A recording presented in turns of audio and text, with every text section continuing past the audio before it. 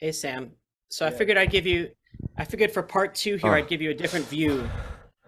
Oh yeah, right. Yeah, sorry. Yeah, I was trying to figure out how to set up the meeting again. I was having a Not bit of difficulty. all good. So Okay, here we are, cool. we're back, and I gave you a different view of my all I did was I turned Yeah. my chair. The I turned my sky's the chair. limit. The Nice. sky's the limit, yeah. That's actually a Dash Snow um piece of art that he's a interesting artist who had uh, a sad early end, as you know, a lot of artists do. But anyway, that's Dash Snow for your audience. Check him Cool. out. Cool. Interesting Yeah. guy. Interesting And guy. yeah, and we need to check out the Richard, I can't remember the name now. Richard something. The Oh, move. Ed Ruscha. Yeah.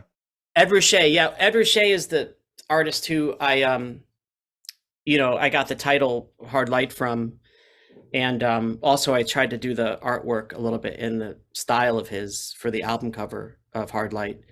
Um, but Ed Ruscha is a big well, I'm just a big, I don't want to say influence on me. I'm just a big fan of his. I love his work. So anyway, back to your questions.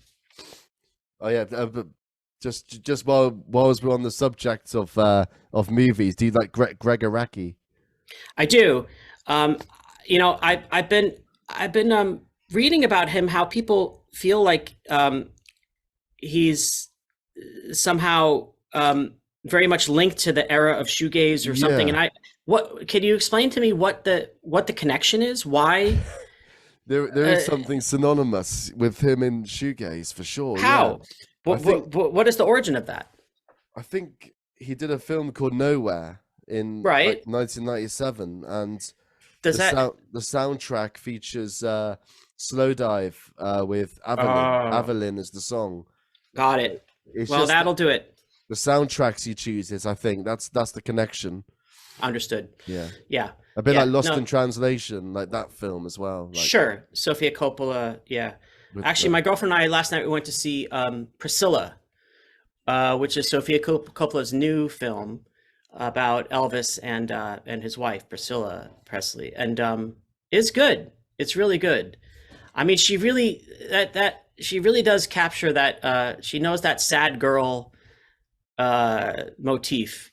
She really nails that. So I recommend it. It's a good. It's a good. It was a good time. all right, The guy who cool. does the guy who does Elvis is like incredible. He really he gets the essence of that guy. I think like it is a side that I don't think was really seen in that kind of that monstrosity of that the Baz Luhrmann one. Anyway, I But yeah, digress. I yeah, I'll digress. check it out. Yeah. Anyway, the next question would be can you tell me about production techniques that were used on, well, we can talk about Hard Light or we can talk about older works. Hmm. I don't mind. Well, that's a wide swath there. I mean, production techniques. Whatever it takes, really. I mean, as I was describing all the tracks in Hard Light, it runs the gamut from using 60 guitar tracks to a voice memo. So it's really whatever it takes. I mean, is to be more specific. I mean, like I can talk about the guitars on Delaware, for example. I was not that into pedals. I thought that pedals, something in the early '90s. I thought they were particularly uncool, and I didn't want to use many. And we didn't use a lot of pedals on Delaware. What we did was we created a in downtown recorders. We chose that studio because that's where the Pixies recorded Doolittle, and we were big fans of that album. And so we went in, but we used all the different rooms they had to just put some kind of different amp in it. So in the main room, there's probably two cabs, just screaming at the top of their lungs, stereo mic'd. And then in every room there was some other kind of amp, and this all snaked in to the control room where I would sit or Moto would sit, and we play guitar, and we would, I call it, we would do it to taste. We would get the sound to taste. We would say, okay, a little bit of more of room 4, a little less of room 2, or all, whatever it is. We had the ability to just, use it, even though everything was being everything it was being played in all those places, whatever we were playing. But we would have the choice, and we didn't have the ability, because it was 24 tracks back then. So you didn't have the ability to just record all of those and then decide later. Like that's what you would have now, right? With Logic, you'd have that choice, or Pro Tools. But then you had to kind of decide on the fly. You had to say, well, okay, we've got one guitar track here, but we're going to make it a blend of these 6 different amplifier sounds. And that's how we did a lot of the guitars on that record. And again, there's wah pedal on Angel, for example, on the solo on Angel, but a lot of the stuff you're hearing there is not actual like effects in terms of pedals. And by the way, I don't know where that came from, the idea that pedals weren't cool, but I could just tell you that I recall it very distinctly being in my mind. I didn't think pedals were cool. And you know, and now I don't feel one way about it or another. I definitely don't have one of those big pedal boards that, you know, that you see. That I don't have that. I have like 3 or 4 pedals that I use at the most. It's a lot of it just gets a little bit insane. I mean, it's a bit of a meme, and I'm sure it's like a parody of the genre itself for some people. I'm sure. Well, it's a little like drum sets in the 70s, right? The way they would go on and on and on, right? Like it's a little Neil Peart's, right. This same kind of thing there. So I think that's interesting. So that's one production thing. What I did realize coming back after so long was that the technology does now almost allow for precisely what I just described. Now you can do now in Logic, for example, you know, you can effectively do what I just said. You could choose like from every little possible sound, and you can combine them. You can use just one. You can just record all of them and then mix them to your liking. So it's just interesting that some things change and some things don't, which is to say the technology has changed, but the concept is the same, you know? That's one thing I talk about. This record was done in any number of ways. We recorded it all over studios all over. We recorded a lot of it remotely. The band doesn't live together, right? The way we used to. We used to all be in Boston. I'm in Brooklyn. Steve and Peter in Boston. Paul is in Los Angeles, and Moto is in San Francisco.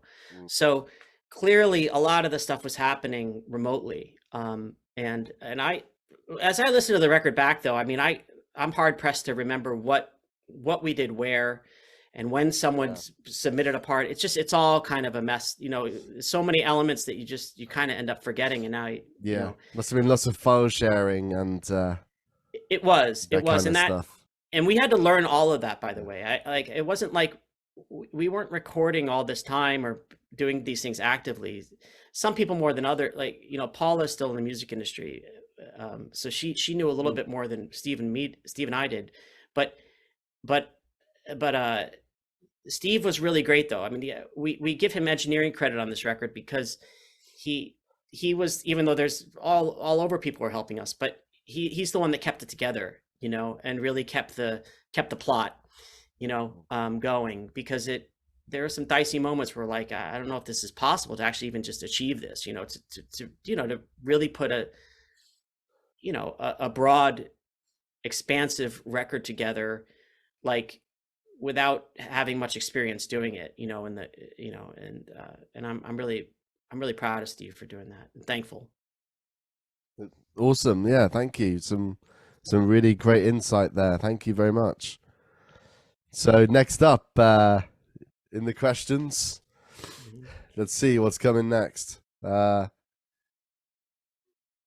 Did you think there was a scene in the USA in the 90s with like Swirlies, Medicine, Lilies, Difference Engine, Bethany Curve, Allison's Halo, and Ariel, like those US bands that get lumped into the shoegaze scene? Like, did you feel there was something going on there? I did not. We were there's one outlier to that, which is to say the Swirlies, who I was friends with Damon. They're from We Boston as well. That's right, and we were friends not because we're in bands together, or because we knew, but because we scooped ice cream together at Steve's Ice Cream. We had it. We met there Wow. in '89, and we both had that job, and so we became friends immediately. We both liked, we're both into music and both played guitars, but we didn't. But for example, like the Swirlies never played with the Drop 19s, and Wow. it just never happened. So the scene that the way it went down was that we became very much part of the British scene. And back to the term outlier, we were the outlier. We were the US outlier on a largely UK scene. And we were known probably about as well in America as Slowdive were. But the way people would find about it in America would be through the British press. So it was strange to people that we were like not British in America. That was unusual for them. And then as far as being in England and Europe, they all knew we were American, and I think that served us well, because it didn't make us stand above anything, but it let us stand a little slightly apart. There was that sort of minor distinction with us. So with all those bands, so it was I think it served us well. It gave us a little bit more, like, just a badge of something distinctive. Not that those bands didn't have their totally unique sounds, unto each other. It's just to say that we were literally a different breed, being American, different background, and different point of view. I mean, the lyrics and stuff. It's just a kind of, we're a very American band, even though we came up during a largely UK British movement, and but those other bands you mentioned in America, this is all kind of a subsequent kind of like a rear view look at those kinds of things. Like at the time, there was certainly no discernible like American shoegaze scene. I mean, no one was aware of that at the time, including the bands. I mean, this was, to my knowledge, it was not a thing. And it certainly wasn't something we were part of. Now looking back, okay, that was like early American shoegaze now. I mean, we can say that with, authority because it's history, but at the time it wasn't something we were aware of. Cool. Yeah, because I think Medicine were the first American band to sign for Creation Records. But I think that's probably right. Could be right. I think it was the Aruka EP. Which is really great. Which is a really great EP. I remember that really well. That band was, those guys were cool. We never met them, but or played with them, but I remember liking them a lot. Really insane sounds. Yeah. So the next one would be, I think you kind of answered this question already. This was about guitars, pedals, and rack effects. Just about the gear. Right. Well, I'll tell you, I mean, I mentioned earlier, I was talking about Midiverb 3 back in the very early days, but these days I use kind of there's one pedal that I don't know where it is, but it's called a Ventress, and that's all over hard light. It's really the one indispensable pedal that I used on this album, and the rest of it is not usually pedals at all. It's just different amp sounds. Again, I'm just not super into pedals. I don't know why. I've gotten better than I used to be. I used to be almost like kind of vehemently against them. I thought that they were, not cool, whatever that means. Now I just feel like I don't know. I just can't be bothered with too many pedals, because I can't. It's hard enough for me to play guitar, let alone like be concerned with like what I'm supposed to be hitting at what time. And honestly, and then when you have to sing on top of that, it's like, forget it. I can't remember what has to be done. So I need to simplify it. Yeah, for sure. Yeah, I mean, I can understand that. Yeah, it's a bit of a game of hopscotch at times. Well, quite literally, you're stomping your foot. I mean, it's a physical thing. Yeah. Cool. Okay. So yeah, this is my last question actually on the paper. Great. I mean, we can talk about Delaware if you want to, but sure. But this final question is about Mayfield, and when can we expect to hear it coming? Right. So we're working on that now. We've been working on it, but we get asked these questions, and it's like, when we say we're working on it, it doesn't mean like we're working on it and it's going to be finished this weekend, because we're in this whole interim we did Hard Light, and and it's just like, it's a lot of work to put these things together. So that said, 1991 is what we're calling it. And the reason I'm calling it that is for a few reasons. First reason is pretty obvious. All the reasons are actually obvious, but all those songs were written and recorded in 1991. And then it hadn't occurred to me till recently, like thinking about it, but when we thought about that 19 and 1991, they're kind of the mirror image of one another, right? So, clearly we like the number 19. And so I just irresistible to not call it that. Yeah. So and that's going to be coming out in March. And we don't know exactly what iteration it'll take. But there's going to be vinyl. That's the plan. And but I think more important than that will be that, frankly, is that we will have remastered it, and people will be able to stream it, like listen to the songs at least in better fidelity. Now, the interesting thing about this is, there's a bit of concession that goes on here on our part, because there's a reason we didn't record those songs in a studio ultimately and release them. We were moving on, and we moved on to Delaware and material, and didn't include a single. Those were supposed to be demos to be recorded like for an album, and we never did. And so it's a little bit us going back and saying, well, all right, we'll put those out there. But the reason for that probably is that they are out there, right? They've been out there on YouTube and all this stuff for years, and they just don't sound that good. But these tracks are like riddled with there's errors on them, we're not always, they don't embarrass us, but they humble us sometimes, and to listen to that stuff, because it's very early in what we were doing. The technology we were using was just very, very basic. It was 8-track recorders, which, by the way, I thought was a luxury. I mean, to have 8 tracks as opposed to 4, right? Yeah. I mean, was like, oh my God, imagine what we could do with 8 tracks. It was, it was kind of like it was, it was seismic to us, to a difference, doubling the tracks. But we listen to it now and we're like, oh God, are we really putting this out there? And the reason we're putting it out there is because it is out there. So we can we have a choice of just leaving it, right? Leaving it out there for people to listen to, or to marginally improve it, the fidelity, and to get it back to what we feel like it sounded like into our ears back then. Or we just leave it. And so based on that choice, we're deciding to release it. But it's not like a thing where we feel like, oh, those songs truly always should have been released or whatever. I mean, our choice is not release them. The fact that they're out there means that we'd like to have a little more control over them, and if someone wants to listen to them, they don't have to go to YouTube and find someone's and try to compare one person's recording on YouTube to another, whatever the fuck. It's like, to me, I'm kind of a controlling guy, mostly for worse, not it usually doesn't serve me to be that way, but it's my nature. And so I want to be able to control,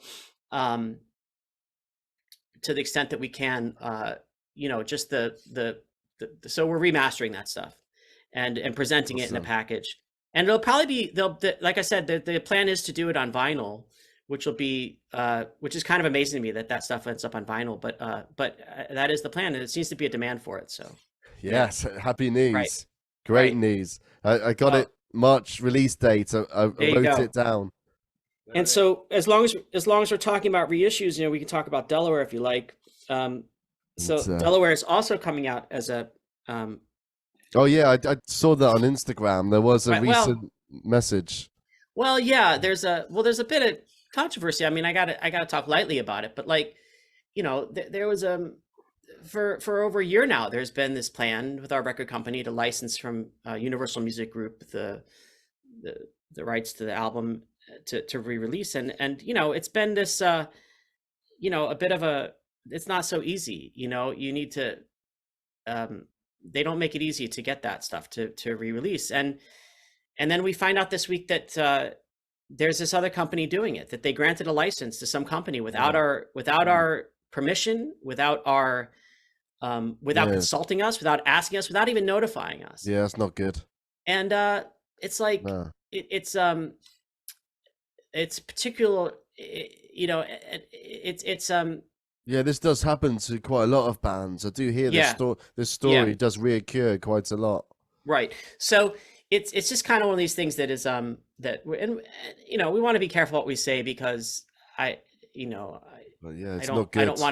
I don't want to like cause trouble, but then again, I think once we've pressed up our copies, our version, our reissue, which we do plan on, it being, special. Yeah. And I don't want to say exactly, I don't want to promise what's coming on it, but there will be there's aspects to it that there's lots of surprises that are coming. I mean, we are changing the cover, for example, and I know people love the cover, but we're changing the cover.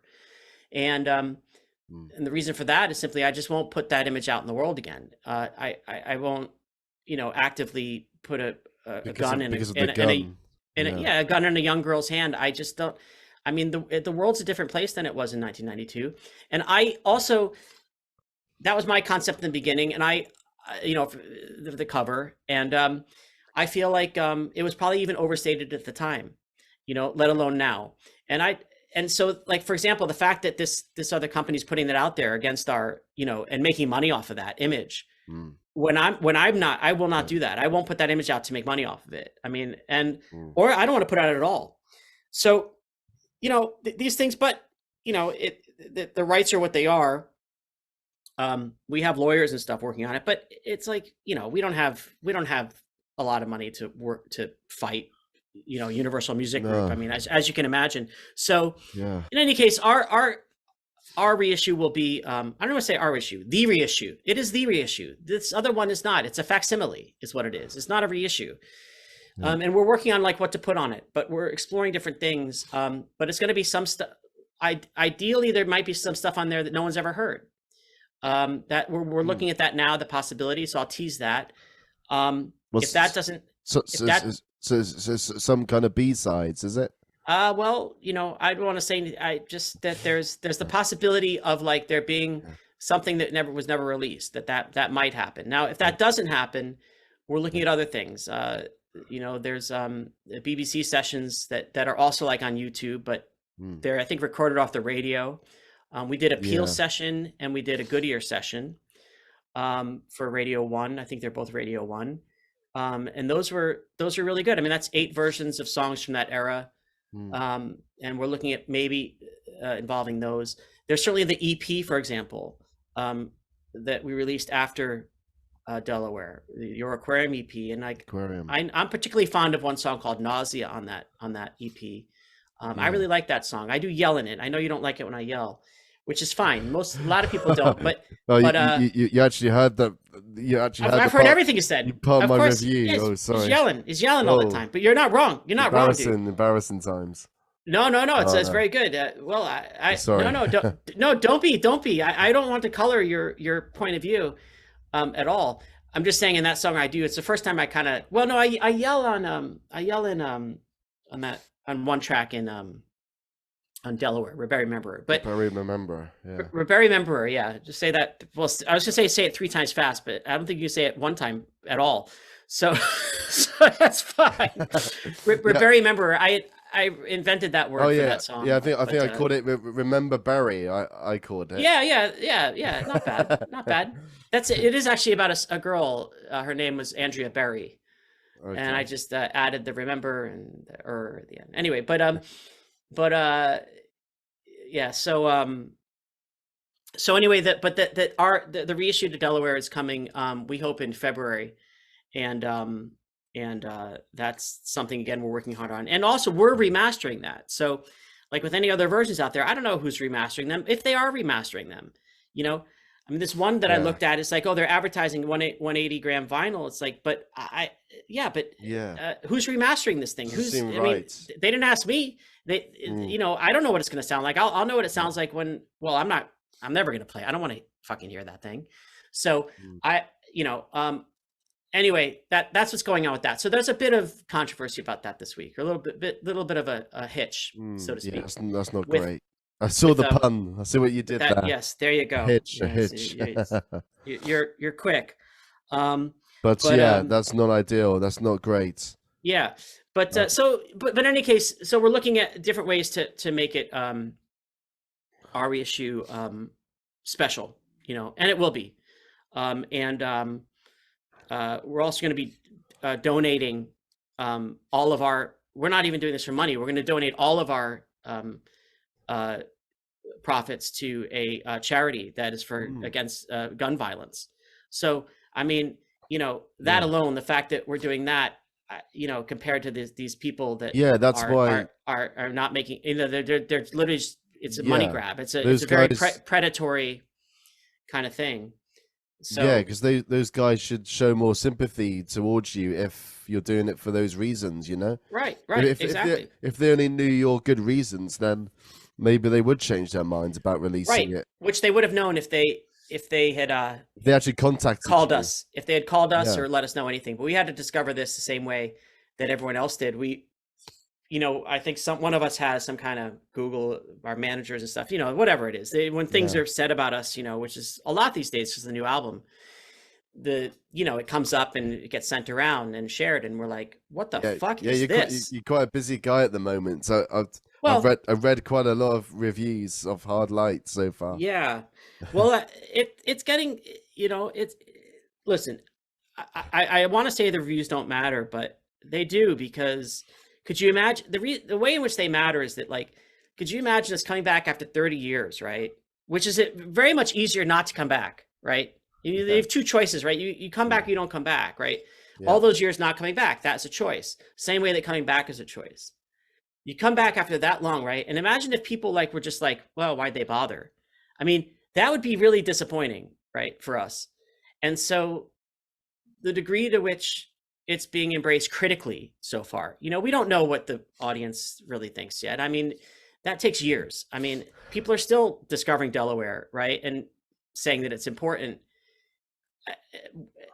Whether or not that's the case, I never know. But like those kind of things are, they're there for time to figure out. But in our present right now, like it's a good thing that the critics are embracing it, because I feel like I said, not because it solves anything, but because, like, if the alternative to that, which would be like people saying it's not good, would be a disappointment, you know, that'd be like, we'd take that personally, obviously. So you know, so let me ask you a question or two, as long as we have a couple more minutes here. So I know that Hard Light was released on your birthday. Yes, it was. And I planned that, by the way. I got that plan in the early 90s. I decided when we do follow up, Good one, Greg. We're gonna do it on Sam's birthday in 2023.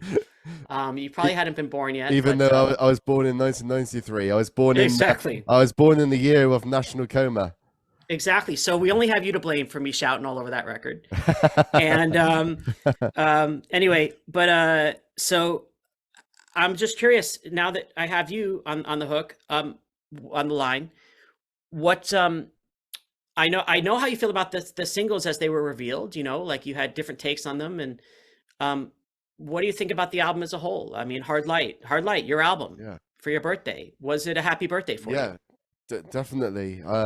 It exceeded my expectations even. Wow. I think Gal was incredible. I think Tarantula, I really like. Another. Okay. Right. And I liked the diversity in the styles. I like the fact that Paula was given the chance in some songs. It's great to Right. hear, and your two voices blending together in certain songs was a really good thing. Thank you.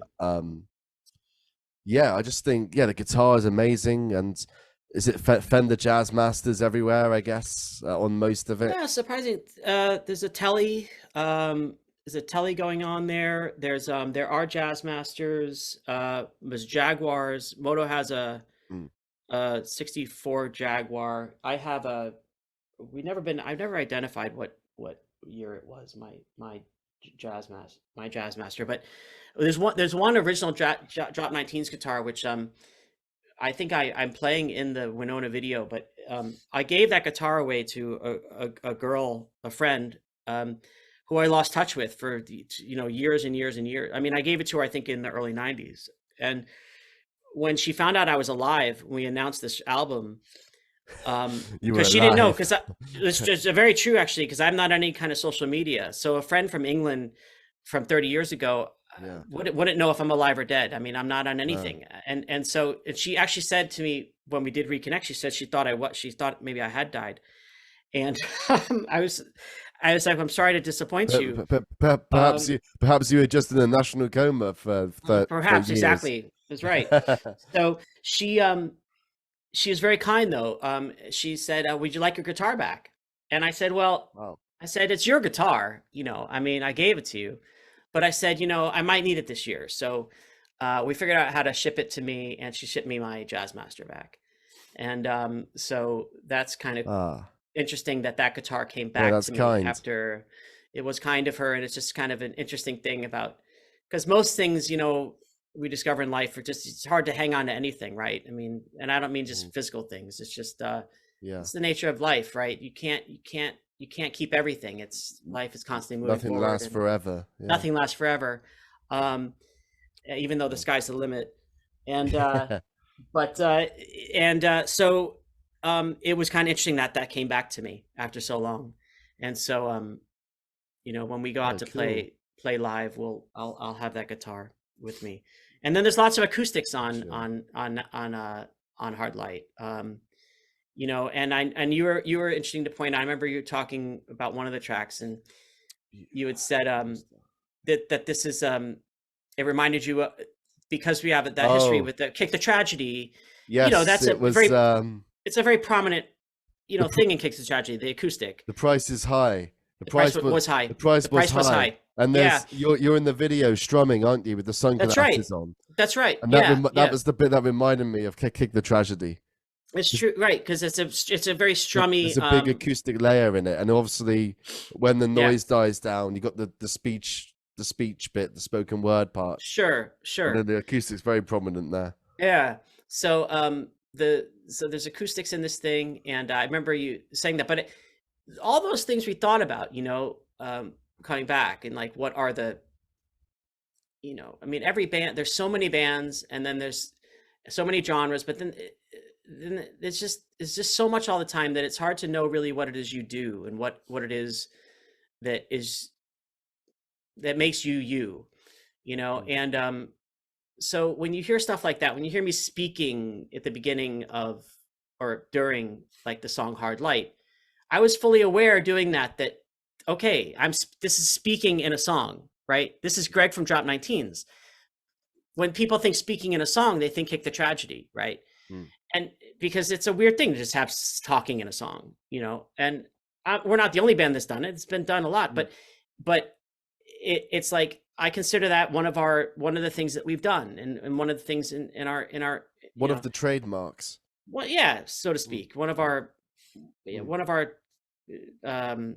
motifs, and so like when I do that, I'm aware of that, right? I'm aware that this is like kind of something, and so the acoustic layering in tracks like throughout this record, that's one of the things we're doing. We're very aware we're making a Drop 19s record. It's not just and so that's something that's we're hopefully not overly conscious of, but like we're trying to we are signaling there, like, that this is Drop 19s here you're listening to, and that trying to, there's lines to be drawn from maybe everything we've done, which isn't that much, frankly, but the night is young. Anyway, That's what I it's thought of it. Yeah, I was really happy with it. It was. I haven't actually got the CD copy. I'm still waiting for USPS okay. to send it over to me. I'll get on our people for that. I'll say I'll say Sam is yeah, the Wolf Cat Records are taking a while to ship it Wolfcat. over to the UK. I will. I'll get on the. I'll second I hang up from this, I'll give them a call. But this was really nice meeting you finally, and Yeah. and we appreciate the your interest in our music and stuff, and we hope to meet you in person one day, hopefully on Yeah, tour. yeah. Um, That leads me to my final question, which yeah, is, are you going to play live in the right, UK? right. We're working on it. We're working on it. It's the best thing I can say about it. It seems like a no-brainer, right? I mean, that we would go and play there, and but nothing is ever as easy as it might seem, and so we're working on it, and we hope to, and and uh, and that would be great. So let's just say, It really would be. let's just assume it's going Yeah. to happen, and you're Fingers on the crossed. list. You're on the Fingers list. crossed. What can I Thank tell you? you. You're on the list, man. Guest list, yeah. You get a +1. How's that Thanks. sound? All Thanks right. a lot, dude. It's Yeah. our pleasure. I'm really hope being it glib. happens. I was being glib, but let's Right. hope we do get over there to see Let's you. hope it happens. Yeah. Yeah, and good luck with your band as well. I Thank can't you. wait to check it out, and this has been fun. Send you some links by email if you want to hear. Please do. We're working on a new EP, which should be finished by the end of the year, hopefully. That's great. That's So, great. yeah. How do you work pretty much on Logic and or you go in a studio, or what do you, or We Pro went Tools, into or a studio in my Amazing. home city of Plymouth. Plymouth? Where's Plymouth? It's the southwest of England, so Okay. Devon is the county. But Okay. it's the place that the Pilgrim Fathers left for the New World in 1620. And That's where they get the Pilgrims. And they found Massachusetts, They certainly did. Boston, They certainly and Plymouth. did. And this is the week of Thanksgiving, Yeah. so this is all coming together. Yeah, so that's my connection to Boston in the USA. I come You're from yeah, You're from Plymouth, yeah, Plymouth. Plymouth. But we have a thing called Plymouth Rock. Plymouth Rock, yeah, yeah, which I think is more of a stone. the But, memorial, yeah, Yeah, yeah.